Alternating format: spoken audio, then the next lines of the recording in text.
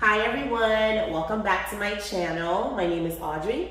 And I'm Sean. And this is Q&A session for Raising Diaspora. The question we're going to answer in this video is, what values do you think are important for a thriving community? Yeah, that's a good question. Yeah. Okay, so you want me to go first? Yeah, you can go first. Okay. So while we do that, I will be doing his hair, okay, because we can kill two birds with one stone. Anyways, so what values do I think are important for a thriving community? When I've looked at communities or societies or places that I feel like do really well, or like ecosystems that I feel like do really well, I see a lot of sharing and a lot of collaboration. So I think for me, if I had to answer that question, when I'm looking at like certain environments that do really well, I see a lot of, they might not like each other. That's another point. Like, because automatically when you think sharing, you think, okay, but do I have to share with people that I don't like? But I think that when you have a common goal, everybody works as a team to get that common goal to be finalized, or to achieve it. Yes. So I think that the core values for a thriving community would be collaboration, sharing, and trying to see the good in everything and everyone. Like making an intentional effort to try to find the gold in people, right? Yeah. I don't know. I think that's what I would say. I think I've never seen a society that thrived without collaborating with one another. I just don't think that that works. I think that you have to work together to make things come to fruition. 100%. That's exactly what I think as well. If I have to pick just one, I would say working together, collaboration. Yeah. And you know, as you were talking, I just realized it's making sense when you look at certain places where there is really no collaboration, it's more competition, right?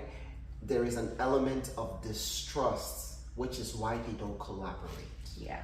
They can't trust each other, so they can't move past the idea of, okay, you're trying to do one up each other. You know, so then they rather not collaborate and do it on your own, just because they can't move past that trust element, right?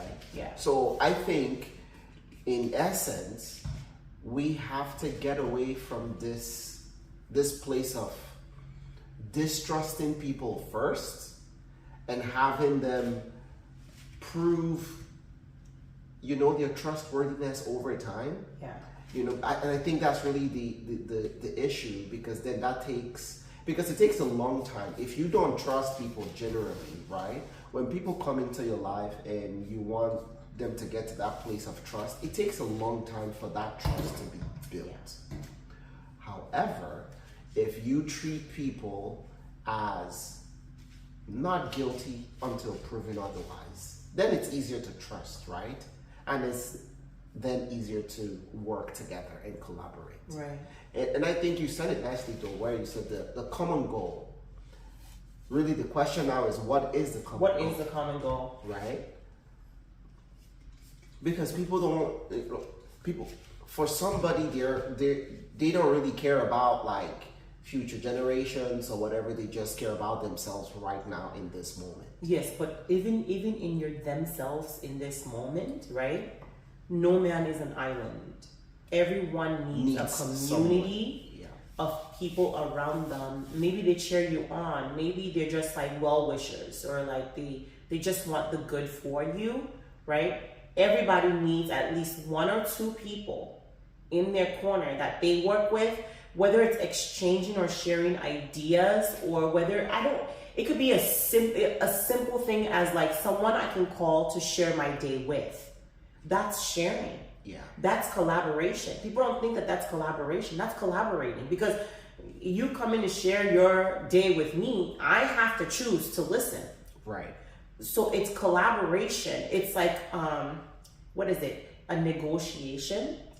Agreement. Yes, there we go. It's an agreement that this is what we're going to do and this is how we're going to do it. Yes, they're non-verbals, because a lot of relationship, you don't sit down. I don't think anybody ever sits down and says, okay, well, you're the listener in this situation, and I'm the talker in this situation. I think it just happens.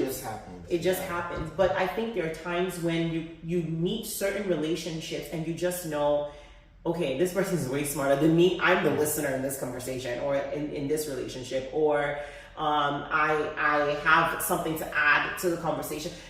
And so it'll help you if you already have this thing of like, okay, we're collaborating. I think it helps your mind operate a different way versus like lone wolf mentality, because whenever you now meet people that could be beneficial to you, you already have the mindset, I'm doing it on my own, I don't need anybody. But if you have a collaborative mind, when you meet people, you're like, oh my God, there's a project coming up. I think you would be bestly suited, you'd be best for this position. Or, oh my God, I think that I could see you doing this and this and this. And so it makes you like almost be optimistic when you meet people, because then you're like, oh, you have those skills? We need those skills. And so I think it helps with actually trusting people even more, because you're constantly looking for ways how can we add value? What value can you bring to the table? What value do I bring to the table? And it also forces you to develop yourself so you have something to bring to the table as well. And I want to share this real quick, right? So Africa is supposed to be what? Is it the second largest continent or the third? I'm not sure which one it is. But we know that during the colonial era, right, the Europeans were struggling in getting into colonizing Africa, because Africa is huge, right? It's massive. But what did they do? They had a meeting and they sat down. Were you there? No, this is history. This is literally what it's just the way you said it. I kid you not. Verbatim, literally what happened. It's like I was sitting there. Okay. They sat down, representatives from Belgium, from France, from UK, from Spain, Portugal. They all sat down, Germany, and they said, this huge land, instead of us just doing this lone wolf mentality and trying to figure it out on our own, why don't we divide it and agree? So this is my portion, that is your portion, this is your portion. Now, just in that moment that they collaborated, they were able to colonize Africa in the space of less than a few years, and it took them over 25 years before they got to this point. They were struggling. But after they agreed, they were able to colonize, take over Africa in the space of a few years. So that's really the power of collaboration, right? And then in the same vein, you can also look at if they made it easier for them, divide and conquer. Yeah. The moment they divided into different pieces, it was easier for them to conquer it. If they didn't divide Africa up, they probably still be trying to, they probably would have never colonized Africa, right? So I share this to say the importance of collaboration is huge. Yeah. And not only that, when you're on your own, it's easier for you to miss opportunities. It's easier for you to be overlooked for projects. That's just what it is. Yeah. So, yeah. Yeah. I actually also think I lost my thought. Yeah. I lost it. Anyways, but I think that was a good answer. Yeah.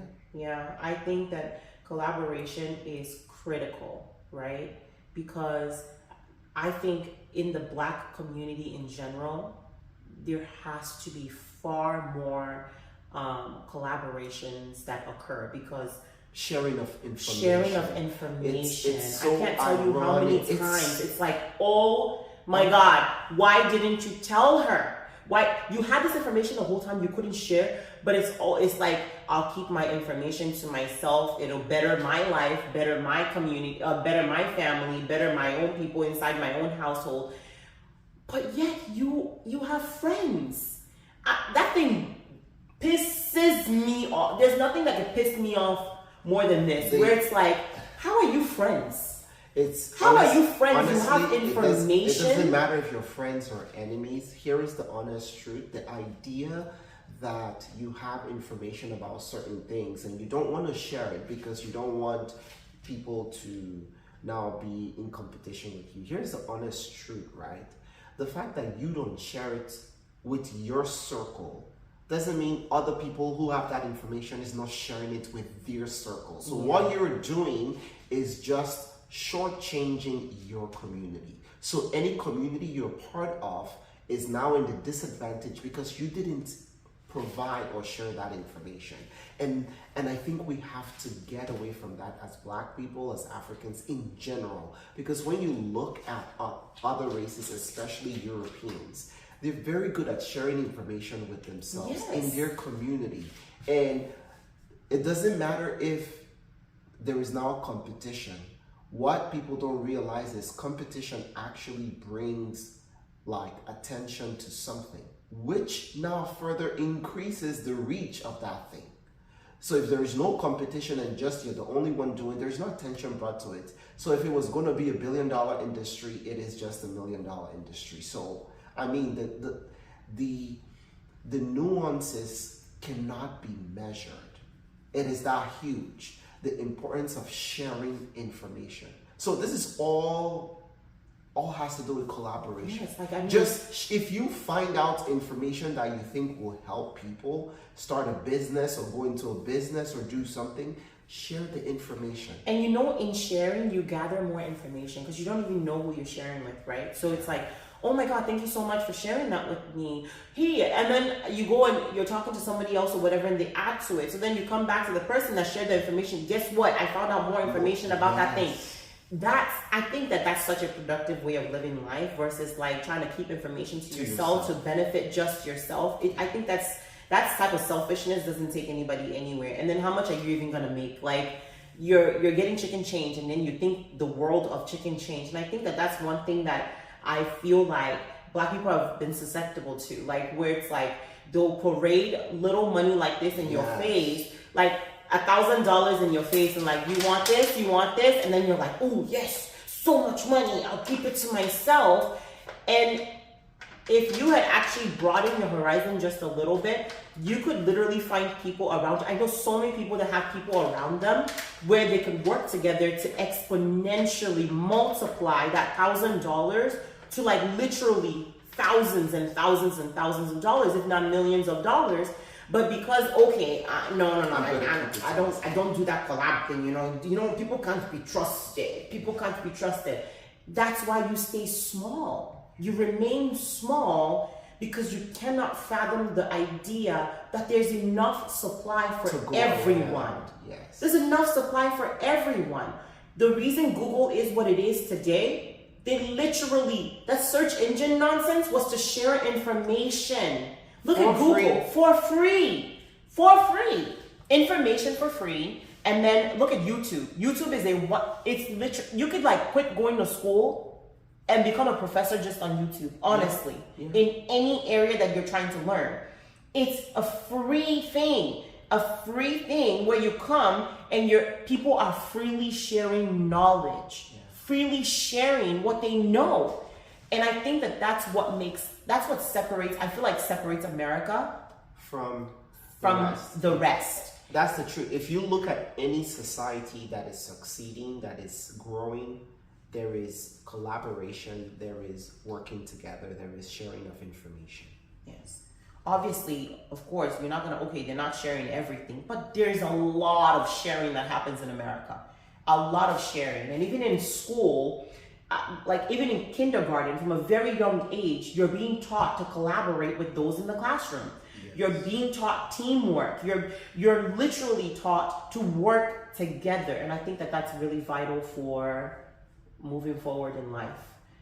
If you're going to be successful, you need to learn how to collaborate with other people, because collaboration is how people make it to where they get to. They just don't tell you.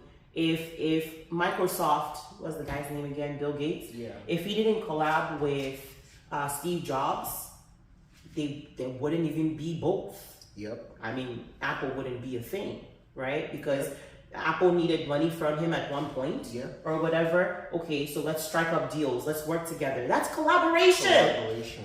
So agree on something. yeah, You know? it's not a disadvantage, because you could think about it. If you think about it as a disadvantage, of course you can find so many. You're gonna be like, oh my God, yeah, that he could have been better on his own. No. Why would he go and blah blah blah blah blah? Where would he have gotten the money from? Honestly, you already have someone that you're around that has the money. Okay, so yeah, strike up the deal you need to make more money for yourself instead of struggling. Like, people will let their ideas die with them in their houses because they're refusing to share it. Oh, but what if I share it? If I go and I tell them that I'm thinking about this idea, they might steal my idea.